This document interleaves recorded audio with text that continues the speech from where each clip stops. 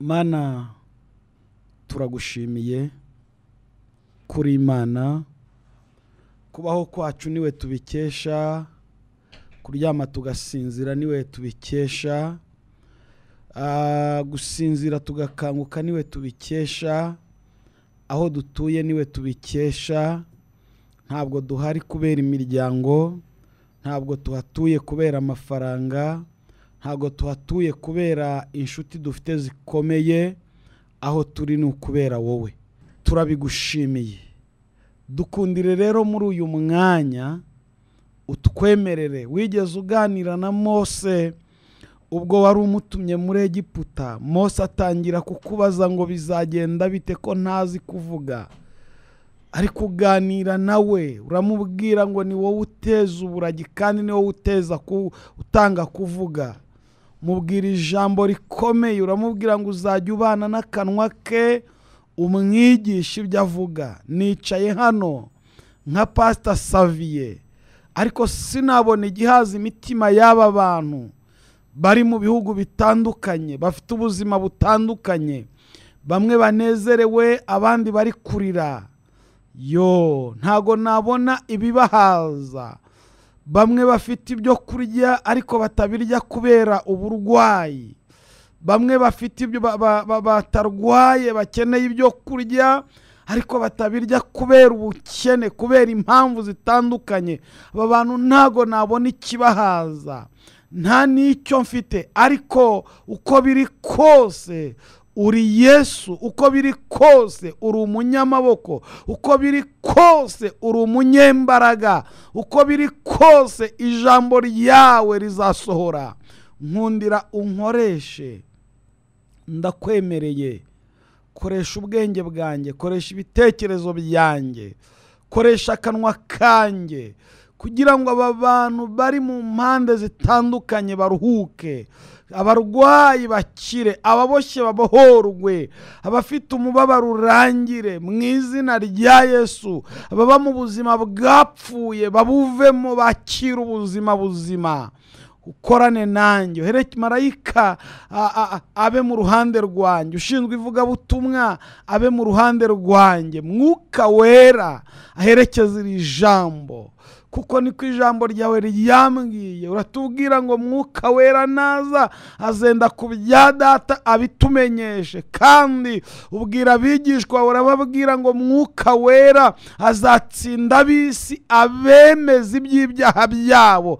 Nta muntu wakwigisha aba bantu b'abanyabwenge b'abahanga basaziye mu mashuri ngo bumve, ariko mwuka wera turagutumye kugira ngo ukore umurimo wawe, nanjye ube hamwe nanjye. Turagushimiye ko ugiye kubana natwe dutangiye kugeza dushoje, none n'iteka ryose, mu izina rya Yesu, amen. Ndagira ngo twinjire mu ijambo ry'Imana, tubibutsa kandi ko iki ari igihe cyo kubana n'Imana. Warambura Bibiliya yawe, hanyuma tugasangira ijambo ry'Imana. Numva Imana ishyize ku mutima wanjye, ni ijambo numva Imana impaye ry'igitangaza. Maze igihe ndiho nanga abavuga butumwa b'iyi minsi n'abashumba cyangwa se n'abapasiteri bamwe na bamwe, mutari mwese, nta nubwo mbanga, ariko hari igihe rimwe na rimwe mujya muntera umujinya mugatuma ndakara kandi ndi umusaza. Ugiye kubaza ngo urakazwa n'iki pastor? Ukajya kumva umuntu yicaye hano ngo ngewe ngo ntago nigisha inyigisho z'ibitangaza, ngo inyigisho z'ibitangaza, ngo ntabwo twigisha igitangaza, ngo ntago mvuga ibitangaza. Rero ubaye utavuga ibitangaza, bumva Bibiliya byarakuyobeye, witahire. Kubera iyihe mpamvu? Yesaya yarahanuye aravuga ngo dore duhawe umwana w'umuhungu, aravuga ngo dore duhawe umwana w'umuhungu, utikomeza, azitwa igitangaza, Emmanuel, Imana iri kumwe natwe, ubutware buzaba ku bitugu bye. Iyi telefone yanjye iyo yituye hasi nkavuga ngo Yesu we, telefone yanjye iramenetse, ubwo mba mvuze ngo gitangaza we, telefone yanjye iramenetse. Reka nkubaze rero mukozi w'Imana, ibitangaza uzabihungira hehe? isaha yawe iramenetse cyangwa barayibye, uravuze ngo Yesu we umujura ntwariye telefone, uravuze ngo gitangaza we umujura ntwariye telefone. Iyo uvuze izina rya Yesu uba uvuze igitangaza. Iyo umujura umwe yihannye igitangaza kiba kibaye. Iyo umuntu warubuza amafaranga yo kwishyura inzu abonetse igitangaza kiba donc uko ukimara kwemera kwakira Yesu nk'umwami n'umukiza w'ubugingo bwawe, wakiriye ibitangaza mu kanwa ka. Ukimara kwemera kwamamaza izina rya Yesu, ukabwira abantu ko Yesu akibohora, ukabwira abantu ko Yesu akiza, ukabwira abantu ko Yesu akibabarira, ukabwira abantu ko ijuru ritarakingwa kuko rizakingwa, ukabwira abantu ko Yesu agitanga imbabazi, ukabwira abantu ko mu maraso ya Yesu abajura bakihana, mu maraso ya Yesu abasambanyi bakibabarirwa, mu maraso ya Yesu ko bakuyemo inda bakibabarirwa. Uvuze igitangaza. Haleluya. Akira igitangaza mu izina rya Yesu. Akira igitangaza cyitwa Yesu. Akira igitangaza cyo kubohoka muri iki gitondo. Akira igitangaza. Haleluya. Uzi umuntu wakiriye iki gitangaza. Ejo bundi naganiriye n'abantu batubwira ngo umugabo umwe wari umuganga. Tugiye kwinjira mu ijambo ry'Imana. Ndashaka kuvuga igitangaza rega. Ndumva ari ryo jambo rindimo muri iki gitondo. Shaka ndumva mfite amagambo y'ubuhanuzi yo guhanurira ubuzima bwawe. Batubwira umugabo umuntu umwe ngo wari umudokiteri wakuyemo inda z'abantu, hanyuma ngo ageraho arwara, asa n'urwaye toroma. Ariko bantu, mbere yuko nanabwiriza, gukuramo inda ni icyaha. Wowe ukoze icyaha cyo gusambana, ugeretse icyaha cyo kumena amaraso. Namwe bantu mukuriramo abantu inda, muri abicanyi, mwabikunda mutabikunda, mwantera amabuye mutayantera, nimusigeho. Mani tugirire neza. Ariko iyi zina ry'igitangaza rihageze, umuntu arabohoka. Rata muri iki gitondo bohoka. Uyu muntu ngo akuramo inda, hanyuma asa n'urwaye toroma. None yari ari kutuganiriza uwo mukozi w'Imana, atubwira kuntu ngo yagiye gusengera ahantu, yagenda bakamusengera, ngo yasohoka agahita avuga atari ko ati nibutse ko igihe iki n'iki nabwo nakuyemo izina. Donc byatwaye igihe kinini kugira ngo uyu muntu abohoke. Ndavugana ariko kumena amaraso n'ibyago bikomeye, kandi Mana yanjye uwicisha inkota niyo azica ibyo ukora. Twisomera ijambo rata tuvuge ku gitangaza. Haleluya. Abantu muri kwandika message, Imana ibamugisha. Turasoma Zaburi ya 30 n'umurongo waho wa 5 n'uwa 6. Haravuze ngo muririmbire Uwiteka ishimwe, mwabakunzi be mwe, mushime izina rye ryera. Yego. 6 haravuze ngo kuko uburakari bwe, muzi ko Imana igira akara. Kera twagiraga agakorasi kavuga ngo wababaje umwuka w'Imana arababara, wowe nakubabaza uzahozwa nande. Wagiye kuraguza arababara, ugiye gutingana arababara, ugiye mu bujura arababara, wowe nakubabaza uzahozwa nande. Wababaje umwuka w'Imana arababara, wowe nakubabaza uzahozwa nande. Uhaye umugabo inzara arababara, utaye urugo rwawe arababara, wicishije abana inzara arababara, uriye icyacuma arababara, wanze gutanga amaturo arababara, se wowe nakubabaza uzahozwa nande? Wagambaniye abandi arababara, ufungishije abarengana arababara, se wowe nakubabaza uzahozwa nande? Wababaje umwuka w'Imana arababara, wowe nakubabaza uzahozwa nande? Wariyandaritse arababara, ugiye mu gusebanya arababara, uciye inyuma y'umugore wawe arababara, uciye inyuma y'umugabo wawe arababara, mwuka wera waramubabaje, se we nakubabaza uzahozwa nande? Kuko uburakari bwe ari ubw'akanya gato, ariko urukundo rwe ruzana ubugingo. Haleluya. Ahari kurira kwararira umuntu nijoro, ariko mu gitondo impundu zikavuga.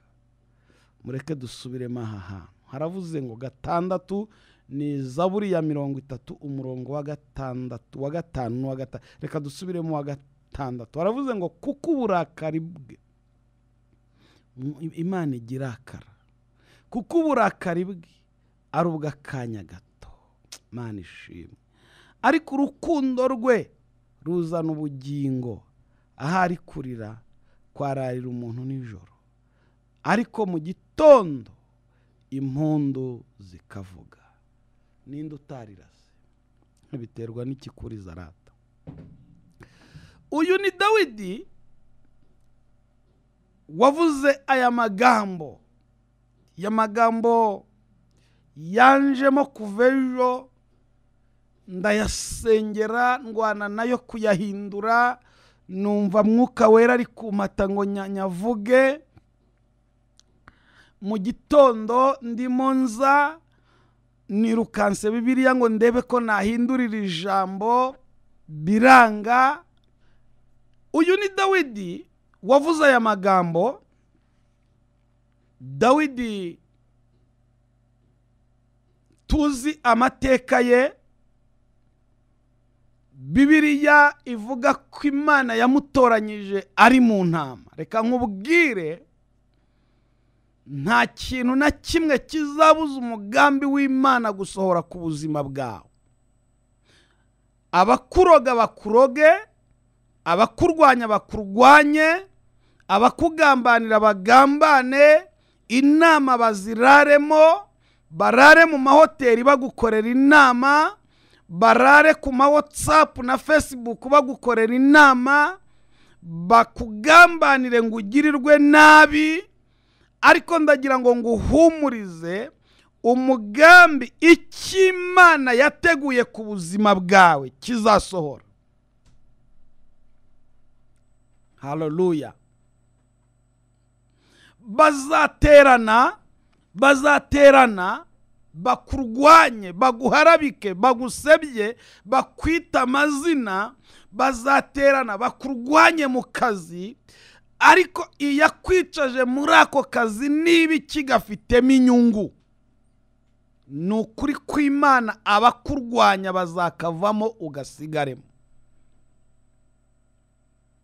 Dawidi uyu nguyu aba umwami, bakuru be n'abandi bantu benshi batabitekereza, kuko umugabo witwa Sawuli yari yamaze kuva kwica misiyo y'Imana. Imana irarakara, ituma witwa Samweli, iramubwira ngo genda ubwire Sawuli ko nanze kwaba umwami wa Isirayeli. Iramubwira ngo ahubwo nabonye umwami, nabonye umuntu ufite umutima umeze nk'uwo nkunda. Inshuti yanjye, mugabo, mugore, musore, mukobwa, muyobozi, muyoborwa, muhinzi, mworozi, wowe uneze amatwi muri iki gitondo, ndagira ngo ngukangure, nkwifurize gushakisha kugira umutima umeze nk'uw'Imana ikunda. Sawuli ntago ndibuze kumuvugaho amagambo menshi, ariko yayoboye imyaka 40, nyamara imyaka 38 yose Imana yari igitreningo witwa Dawidi imwigisha. Ntago ndibuze kujya muri aya makuru. Dawidi rero amaze kuba umwami, amaze kwicara ku ngoma, amaze gutuza, niho yavuze aya magambo. Aravuga ngo burya ahari kurira, yaravuze ngo kuko uburakari bw'Uwiteka ari ubw'akanya gato, ariko urukundo rwe, ndagira ngo mbwire abantu, iyi Mana tuvuga igirakara, ariko nanone ni n'Imana y'inyembabazi. Ntabwo urakora ibyaha birenze imbabazi z'Imana. Ntabwo urasayisha, ntabwo urasambana ku buryo birenze imbabazi z'Imana. Ntabwo urica abantu ku buryo birenze imbabazi z'Imana. Bivuze ngo ibyaha byose wakoze muri iki gitondo, hari amaraso ya Yesu yakuraho ibyo bicumuro waramuka umwemereye. Haleluya. Urumogi waba waranyoye, ruswa waba warariye, inda waba warakuyemo, gutingana waba waratinganye, abo mwatinganye nabo uko bangana bose, ubujura waba warakoze uko bungana kose, inzoga waba waranyoye uko zingana kose, abantu waba warahemukiye uko bangana bose, hejuru y'ibyo byaha biremereye umutima wawe, itabi waba waranyoye uko ringana kose, aya maraso Yesu, iki gitangaza ndiho mvuga, haleluya, iki gitangaza cyitwa Yesu Kristo, amaraso ye akuraho ibyo byaha bikarangira. Bene data bigeze bajya mu mwuka bararirimba baravuga ngo umubiri we n'igihaza bose, amaraso ye n'ikimara nyota, umva ngo araryoha. Umubiri we n'igihaza bose, amaraso ye n'ikimara nyota, umva ngo araryoha. Umwami wacu. Hari akandi rero kavuga ngo komeza inzira watangiye, wicika intege, wahisemo neza, muri kumwe, nubona ugiye gutsindwa, Mana, kuko ari wo mukiro. Haleluya. Uburakari bwe, ariko nudakunda Xavier uzagende wipfire basi. Uburakari bwe nubwo akanya gato, ariko urukundo rwe, haleluya. Umva, umugabo ashobora kugukunda, ushobora gukundana n'umuntu mugakundana, aguciye isura nziza, amatayi meza, amaguru meza, burya habaho abantu beza, akakureba akabona uri umukobwa mwiza, urasa neza, akakureba akabona ufite amaso nk'ay'inyana, agatangira akayakubwira ati ariko bebe ndagukunda, atwo nitwo tuzina, kandi rwose nge mu ruhande rwanjye simbibona nk'icyaha kubyinirira uwo ukunda. Akajya kubwira ati ufite amaso meza, akakubwira ati ndabona usa na mama, nubwo mama we yaba adasa neza, ariko akajya kubwira ati usa na mama rwose, yo nkubonye nibuka mama. ejo ukagira ibyago ijisho rikavamo, kakubwira ati burya icyo twapfanaga yari y'amaso yasaga n'ay'inyana, none rero ubwo amaso yawe yabaye gutya ubwo turarangizanyije. Ariko urukundo rwa Yesu, waba ufite amaso yombi, waba ufite amaguru yombi, waba ufite amaboko yombi, waba uri umukire, waba uri umukene, waba ufite akazi cyangwa utagafite, waba uri umushomeri, waba uhembwa menshi cyangwa udahembwa menshi, waba ukora akazi ko mu rugo cyangwa ukora muri ministeri, haleluya, waba ukora akazi ko mu rugo cyangwa se ukora ufite ministeri uyoboye, waba uri generali,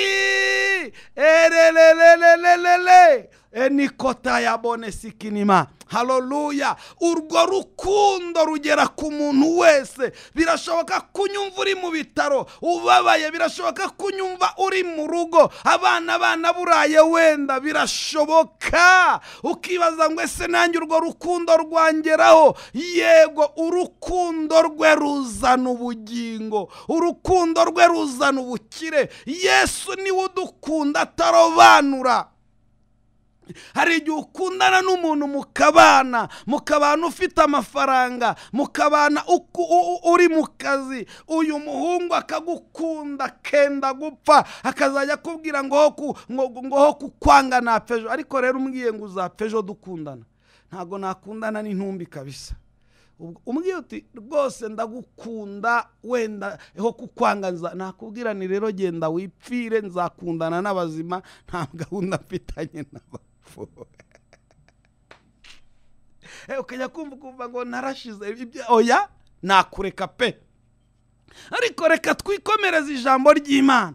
Ubuzima bwose urimo, aho unyumvira uragiye muri iki gitondo, inka cyangwa ingurube, aho naho urukundo rwa Yesu rurahagera. Aho ngaho nyumvira epfo yo mu giturage, inyuma iyo ngiyo mu mashyamba aho uragiye inka, reka ngutangarize ko urukundo rwa Yesu narwo ruhagera. Dawidi aravuga ngo ahari kurira kwararira umuntu nijoro, umuntu akarararira, ariko bwacya mu gitondo impundu zikavuga. Mana ishimwe. Ndagira ngo mbwire abantu ko nta muntu utarira, biterwa n'ikimuriza. Nigeze mbwira abantu, ndababwira ngo burya nta muntu usumba undi, biterwa n'icyagazo. Umuntu agusumba bitewe n'icyagazeho. Urukundo rwe ruzana ubugingo. Ahari kurira, ndashaka kuganira n'abantu barimo barira, bafite amarira. Nyuma y'aya marira, nyuma y'uku kurira, Imana yambwiye ngo hariho guseka. Haleluya. Ahari kurira kwararira umuntu nijoro, ariko bwacya mu gitondo impundu zikavuga. Ushobora kuba ubabaye, umaze igihe kinini ubabaye, wibaza ko Imana yagutaye, wibaza ko Imana yakuretse, wibaza ko Imana yagusize wenyine, wibaza ngo amaherezo yanjye nayahe. Urimo uribaza ngo ubu buzima nzabubamo kugeza ryari. Inshuti zaragutaye, imiryango yaragutaye, abavandimwe baragutaye, nta muntu ukigucira karurutega. Ariko ndagira ngo nkubwire ko nyuma y'aya marira, nyuma y'uku kurira, nyuma y'aya makuba, hariho guseka. Ahari kurira kwararira umuntu nijoro, ariko bwacya mu gitondo impundu zikavuga. Ndagira ngo mbwire abantu, kuba umuntu agenda mu modoka nziza ntago byamubuza kurira, kuba umuntu aba mu nzu nziza ntago byamubuza kurira. Umuntu yambara kositimu nziza ariko akayambarira ku marira. Umuntu yambara bubu nziza ariko akayambarira ku marira. Wamubona ari mu nzira agenda, ukajya ugata, ariko mbega umuntu washubijwe, mbega umuntu wo, mbega kumbi afite amarira. ushobora kubona umuntu atwaye V8 ariko arira. Ubaye mu buzima abandi batekereza ko ari bwiza, ariko wowe ufite amarira. Ubu buzima ubanyemo amarira, ugendana amarira. Ahari kurira kwararira umuntu nijoro, ariko bwacya mu gitondo impundu zikavuga. Ahari kurira ushobora kuba utarizwa n'inzara, ariko ukarizwa n'uko ibyo kurya bihari, ariko ukaba utemerewe kubirya. Ahari kurira kwararira umuntu nijoro. Ushobora kuba uri kurizwa n'ubupfakazi, ariko hari undi uri kurizwa n'uko abana n'umugabo yapfakaye umupfu bwe. Abana n'umugabo ariko asa n'utamufite. Abana n'umugore ariko asa n'utamufite. Uyu muntu urarizwa n'uko udafite akazi, ariko uyu we afite akazi, ariko yahembwa ntacyamumariye, n'ubundi ahora mu madene. Ahari kurira kwararira umuntu nijoro, ariko bwacya mu gitondo. Ndashimira Imana ko iri jambo Imana iriduhaye mu gitondo. Ndagira ngo umbwirire uwo muntu muri kumwe, umubwire ngo Imana yiteguye kuguhanagura amarira. Mubwire ngo akira guhanagurwa amarira. Mubwire ngo akira guhanagurwa amarira. Hari amarira abiyo mu bitanda abantu batamenya, azwi n'amashuka. Hari amarira abiyo mu bipangu atamenywa n'abandi, abiyo mu byumba. Hari amarira abiyo ngiyo, ugasanga umuntu aratinyitse, arubahwa, ariko yagera hirya akarira. Arizwa n'ikirwara cyanze gukira. Arizwa n'amadeni, arizwa n'intambara ahura nazo mu kazi. Mani tugirire neza. Ahari kurira kwararira umuntu nijoro.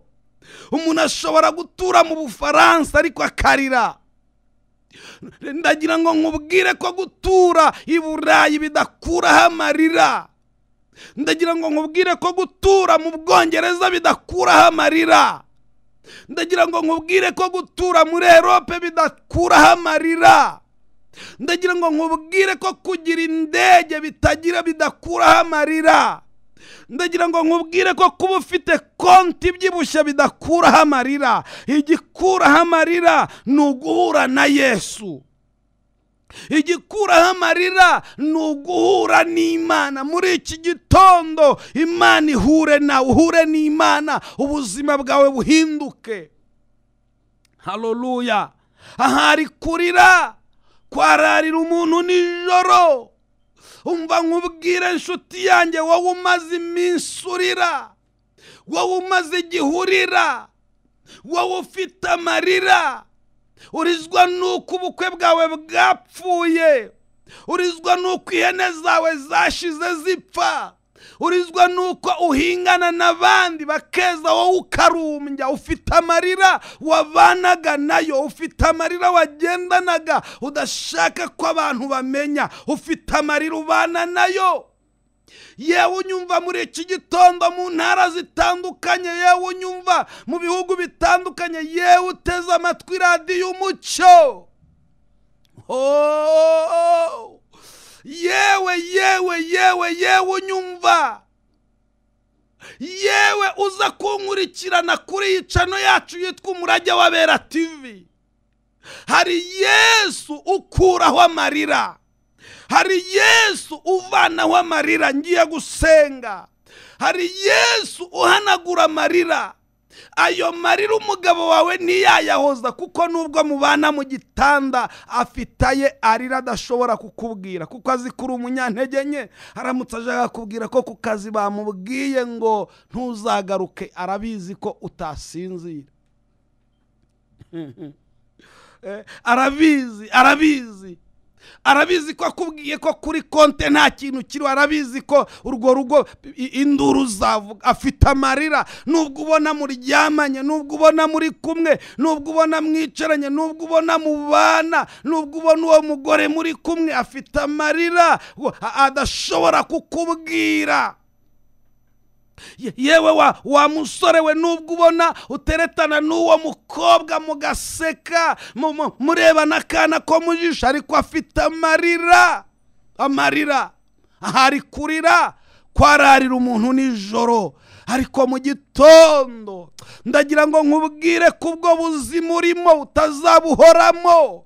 Hari Imana ifashe umwanzuro, hari Imana ifashe umwanzuro. Ntabwo uzahora urira, ntabwo uzahora usuzugurwa, ntabwo uzahora muri uwo mubabaro, ntabwo uzahora muri ako gahinda, ntabwo uzahora muri ibyo bibazo. Ahari kurira kwararira umuntu nijoro, ariko bwacya mu gitondo impundu zikavuga. Ntabwo ikibazo ari uko barumuna bawe bashyingiwe ugasigara, ntabwo ikibazo ari uko bakuru bawe bashyingiwe ugasigara, ntabwo ikibazo ari uko utize, ntabwo ikibazo ari uko umaze igihe uri umushomeri. Ayo marira Imana irayahojeje. Ayibone sirigiri bone manda. Haleluya. Ayo marira yawe, ayo marira umaze igihurira, umaze igihuri mu marira, umaze igihe ufite amarira, umaze igihe ufite umubabaro, umaze igihe ufite agahinda, umaze igihe urizwa n'iyi ndwara yakuzengereje, umaze igihe urizwa n'aba bana bakunaniye. Nyamara nta kutagize ngo ubishyurire amashuri, nta kutagize ngo ubafashe, nta kutagize ngo urebe ko bakwiyubaka, ariko byaranga. Ndumva shaka kugusengera. Nta kutagize ngo ufashe umugore wawe mubane neza, ariko byaranga. Nta kutagize ngo ubane n'umugabo wawe neza, ariko byaranga. Nta kutagize ngo ugirire neza abavandimwe, ariko byaranga. Byaguteye amarira. Hari amarira ufite kugendana muri iyi modoka, hari amarira ufite wambariyeho izi nyenyeri. Nigeze nsoma ijambo riranyica, ijambo rirambwira ngo Namani umugaba w'ingabo z'Isiriya, ngo Namani yari umugaba w'ingabo z'Isiriya, ngo ariko yararwaye ibibembe. Hari igihe umuntu akomera ariko ntibimubuze kurira. Hari igihe umuntu agira icyubahiro agahembwa menshi, ariko ntibimubuze kurira. Hari igihe umuntu avuka mu muryango ukomeye, ariko ntibimubuze kurira. Hari igihe umuntu agira posta nziza, ariko ntibikureho amarira. Ariko umva uko Imana ivuganye na. Haleluya, haleluya, haleluya, haleluya. Iravuze ngo ahari kurira kwararira umuntu nijoro, ariko bwacya mu gitondo.